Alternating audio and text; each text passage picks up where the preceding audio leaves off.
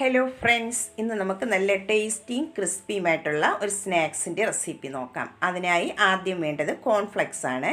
ഞാനിവിടെ 250 ml കപ്പിൽ 2 cup cornflakes എടുത്തിട്ടുണ്ട്. അത് നമുക്കൊരു പ്ലേറ്റിലേക്ക് ഇട്ട് കൊടുക്കാം.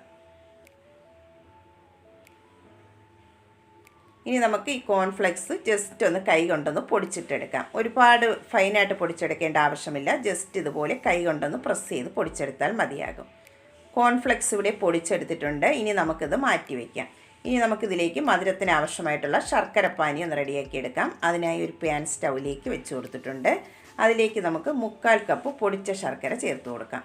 അതിൻ്റെ കൂടെ തന്നെ ഒരു 1/4 കപ്പ് വെള്ളവും കൂടെ ഒഴിച്ചു കൊടുക്കാം.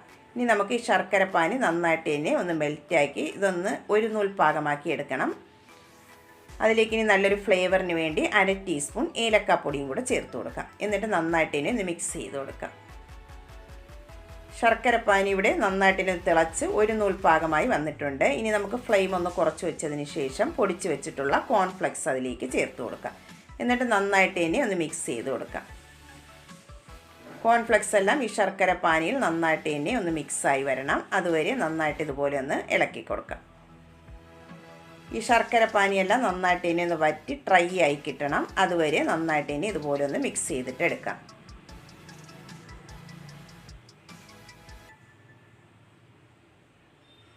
ശർക്കരപ്പാനിയെല്ലാം നന്നായിട്ട് ഒന്ന് വറ്റി ഡ്രൈ ആയി വന്നിട്ടുണ്ട്. ഇത്രയും മതിയാകും. ഇനി നമുക്ക് ഇതൊന്ന് ഷേപ്പ് ചെയ്തിട്ട് എടുക്കണം.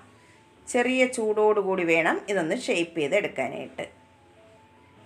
ഞാനിവിടെ ഷേപ്പ് ചെയ്തെടുക്കുന്നത് ഇതുപോലുള്ള ഒരു മെഷർമെൻറ്റ് കപ്പിലാണ്. നിങ്ങൾക്ക് മെഷർമെൻറ്റ് കപ്പില്ലെങ്കിൽ ഒരു ബോട്ടിലിൻ്റെ ലിഡ് എടുത്താലും മതിയാകും.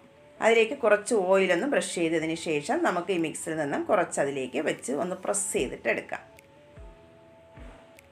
മെഷർമെൻറ്റ് കപ്പിൻ്റെ പകുതി ഭാഗമാണ് ഞാനിവിടെ മിക്സ് വെച്ച് കൊടുക്കുന്നത്. എന്നിട്ട് നന്നായിട്ട് തന്നെ ഒരു സ്പൂൺ കൊണ്ട് ഒന്ന് പ്രസ് ചെയ്തതിന് ശേഷം നമുക്ക് ആ പ്ലേറ്റിലേക്ക് ഒന്ന് തട്ടിയെടുക്കാവുന്നതാണ്. ഓയിൽ പുരട്ടിയിട്ടുള്ളത് കൊണ്ട് പെട്ടെന്ന് തന്നെ അത് ഇളകിപ്പോരും. ഒരെണ്ണം ഇവിടെ റെഡിയാക്കി എടുത്തിട്ടുണ്ട്. ബാക്കിയുള്ളതെല്ലാം നമുക്ക് ഇതുപോലെ ഒന്ന് റെഡിയാക്കിയിട്ട് എടുക്കാം. എല്ലാ സ്നാക്സും ഇവിടെ റെഡിയാക്കി എടുത്തിട്ടുണ്ട്. നല്ല ടേസ്റ്റിയും ക്രിസ്പി ആയിട്ടുള്ള സ്നാക്സാണ്. എല്ലാവരും ഒന്ന് ട്രൈ ചെയ്ത് നോക്കണം. കുട്ടികൾക്കൊക്കെ ഒത്തിരി ഇഷ്ടമാകുന്നെങ്കിൽ ഒന്ന് ലൈക്ക് ചെയ്യാനും സബ്സ്ക്രൈബ് ചെയ്ത് സപ്പോർട്ട് ചെയ്യാനും മറക്കല്ലേ.